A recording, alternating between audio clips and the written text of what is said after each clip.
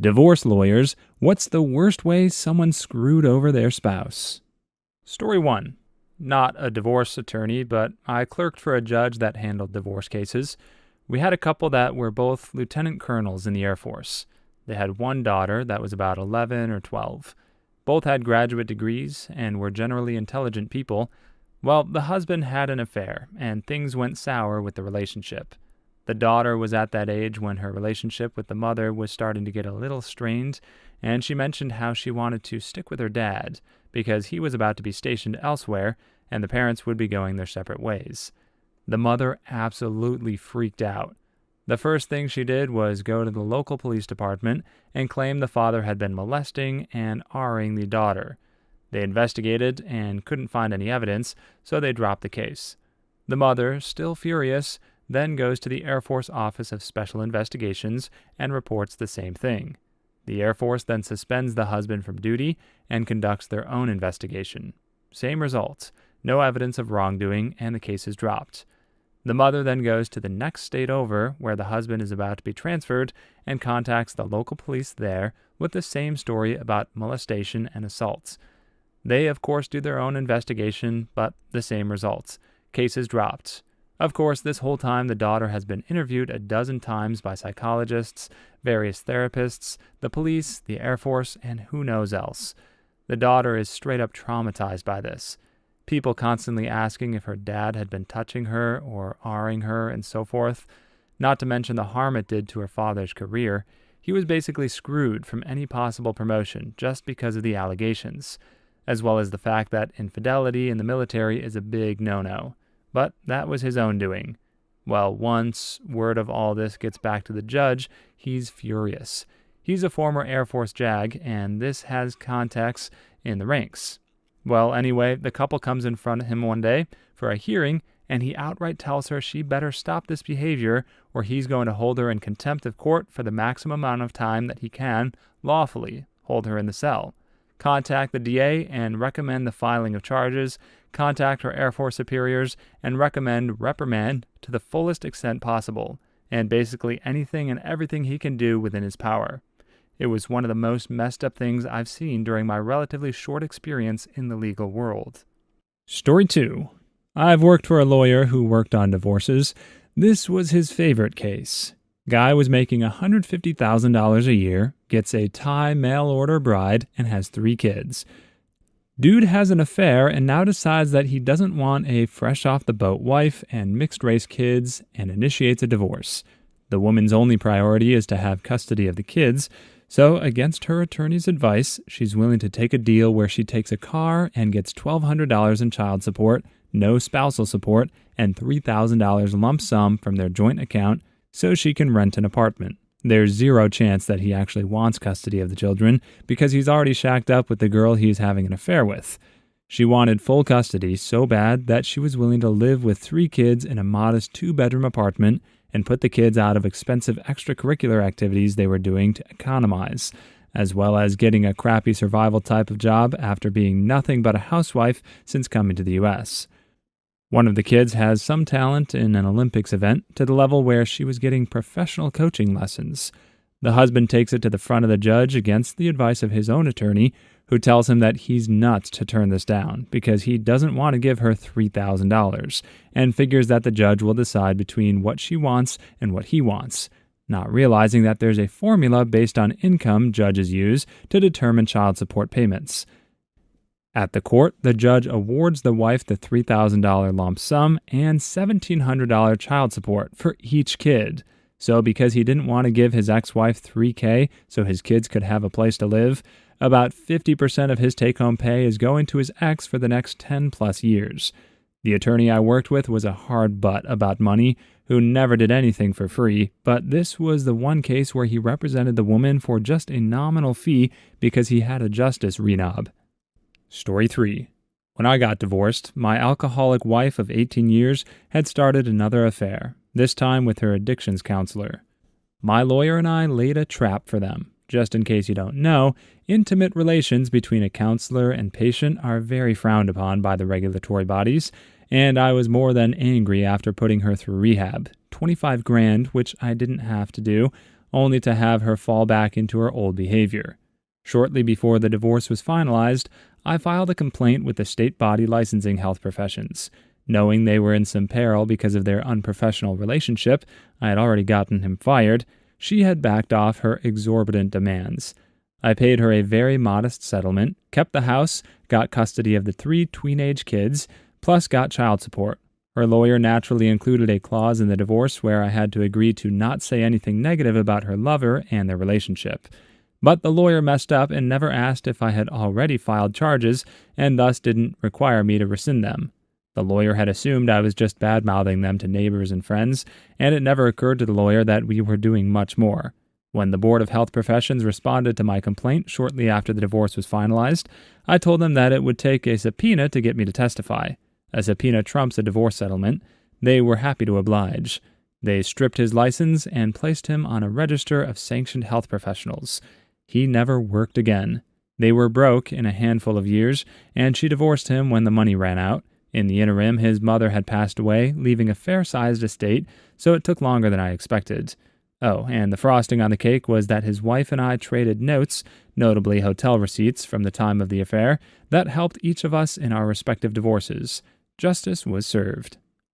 Story 4. This kinda fits here. My friend's parents were getting divorced, and it was super ugly. It went to court due to the accusations being made. Her basis of the divorce was him cheating with the neighbor, who was the stunning 20-something married woman, and the mom wanting half of everything, even though she had never worked and lived off the dad. The lawyer's deal was if he admitted he was cheating with women, things would be split equally, and a small sum of money to be exchanged. She had signed this paperwork, and it was handed to the court, ready for him to sign. He signed it in court, but then had a confession to make. Turned out the dad was sleeping with the neighbor's husband. The deal was the woman, not the man. The mom lost everything in the divorce, as did the female neighbor. Dad and male neighbor then moved in together and have been together since. Edit. Mom did not get with the female neighbor. She moved into a friend's house a few doors down and moved to a different place altogether a few months later. Dad and male neighbor moved in together next door to the ex-wife, who then moved her now husband in. They get on really well now, better than ever, and even go for family meals together. Well, that's some straight-up Count Olaf deviousness. And by that I mean the far stretch of comparison between Count Olaf's wedding certificate needing to be signed by using the dominant hand, and this guy's divorce clause stating woman versus man. But that's the beauty and the pain of legal contracts. The devil is in the details. Story 5. A girl and her mother hired a private investigator who obtained pictures of her husband and his boss cheating on their spouses in the home of a government official who had been accepting their bids for contract work with the state for years. The photographs also showed them drinking and driving in the company vehicles. By agreeing not to receive alimony, she was able to raid the hell out of savings, retirement, and get debt paid off, as well as a general lump sum of cash up front. But then, after the settlement, the pictures of their highly illegal activities were sent to the company owners, who promptly fired his manager for wild impropriety, the drinking on the job, and had ex-husband submit his resignation for the same thing. The government official also lost her job, which meant her employee, who the husband was sleeping with, also lost a job. So the dude got ruined, and she made bank. She also got out of a very unhappy marriage, guilt-free, whereas beforehand she felt obligated to remain in a very abusive relationship due to religious hang-ups.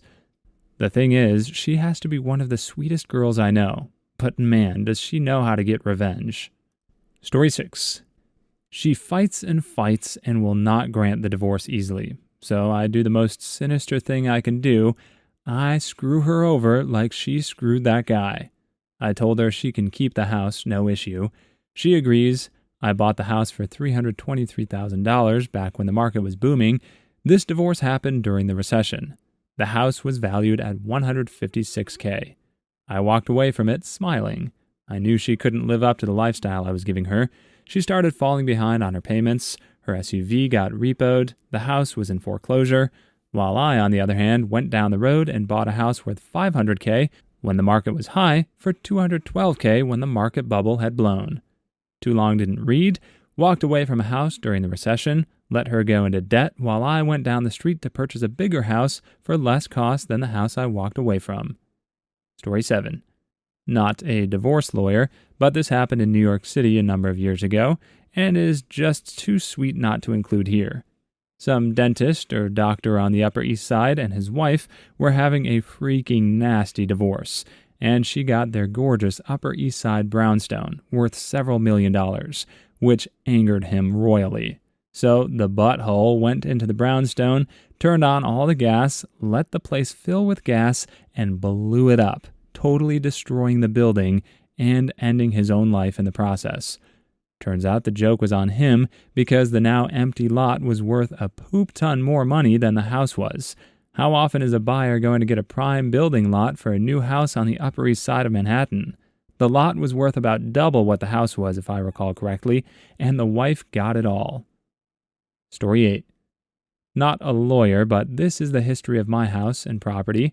The house used to be owned by a very successful businessman. The property is gorgeous. It overlooks a river and marsh, backed up by thousands of acres of forest and untouched beauty in Wisconsin. Back about 20 years ago, the wife and husband got into a bitter divorce. The wife loved the property. It's beautiful. She loved the river and birds and all the nature around it. So what did the husband do? He, as the owner of the property, deeded it all to Nature Preserve and the state. Something like 5,000 acres of new public land were created. We the people won, but she lost big time. My house is the only one on the river in that area, but there are now tons of public access points, and we all enjoy sharing the land with our community. This guy found a great way to twist the knife in the wound in a way that also benefited the greater good. But instead of the last story, which was more along the lines of, if I can't have it, nobody can, where he demolished the entire property, this dude did the exact opposite and declared, if I can't have it, then everybody can, and effectively ruined the appeal only for the one person he wanted to enact revenge on. Story 9. Obligatory not a lawyer, but I used to work for a security company, the big one. I had a customer call in and request to have her current deactivation code set as her panic code. A panic code gives the appearance of deactivating the system, but sends a super high priority alarm signal to the monitoring company. This feature exists in case someone puts a gun to your head and demands that you disarm your system. So if the husband did come by while she was away, violating a court order by misunderstanding, the cops were going to show up real freaking fast. Story 10. Not a lawyer, but hopefully someone else remembers and can help me link. I remember seeing a post about this on r/pro-revenge maybe. Anyway, husband has a very nice job, company exec, 6 figures type of job. Wife is upset that her lifestyle will have to change after they get a divorce. Her lawyer sets up a settlement where the wife is entitled to 25% of the husband's income. Kicker is that the lawyer did not specify which job or any specific amount, just a percentage. Husband knew he had enough in savings and assets that his income wouldn't be a huge deal, so now he happily works minimum wage at a sports goods store, and she gets a fourth of that. Story 11. My mom showed up to the final meeting for my parents' divorce, and her last request was to trade cars. My dad had a car about a year newer. She had never driven it, and my dad drove 30 miles for work while she drove 3. It was such an odd request, especially since he had given up on most of it. Her lawyer acted off during the conversation, and my dad's lawyer said, hell no. A few days later, my dad gets home to a message from his lawyer. He found out that mom's car had died, needed a new transmission, and she failed to mention that when she offered up the trade. Not the worst, but really, really shady. Story 12. Not a lawyer, but get to deal with the outcome all the time. Client and her ex-husband owned a successful renovation company. Marital issues happen. They decide to divorce. Look at money that is in the banks, value of the company based on its past, value of the house, making an agreement that she gets the company and house. He walks away with the ready cash. He takes off for a sunny place to start his life again. Turns out husband had been planning to leave her for a while. He stopped paying the vendors and the payroll taxes, which is where the money in the bank's accounts originally came from. Company has been existing on credit only. Story 13. Used to be a secretary for a family law solicitor. Had this one divorce case where the wife was a teacher of 30 plus years and had a very nice pension. In the divorce settlement, it was decided somehow that the pension would be considered as a marital asset, and the husband was entitled to 40%. He wanted the money right away, and so she had to cash in her pension, so to speak, and had to have a reduced amount. The husband ended up getting around £20,000. He was an alcoholic, wasted the money, and drank himself to unaliveness within 2 years of receiving the money. Story 14. My mom's best friend is a family lawyer. A husband and a wife were having a very acrimonious separation. If I remember correctly, he was very successful, and she was going after him for an immense amount of money. She happened to be a multi-prize winning gardener. We're talking about an absolutely exceptional collection of rare and gorgeous flowers, shrubs, the works. After an unsatisfactory development in their divorce proceedings, she came home to find that her husband had ridden their lawnmower over her entire garden, shredding every last stem and leaf into bits. Story 15. Not a lawyer, but there was this guy in the UK about a decade ago whose wife was divorcing him. They owned a business together that she was trying to take in the divorce, so he ran up crazy amounts of debt in the business's name and canceled his life insurance. He then tied a 90-foot cord around his neck and a tree, then proceeded to drive out into the road, decapitating himself in the process. Wife then inherited a bunch of debt instead of his business and life insurance.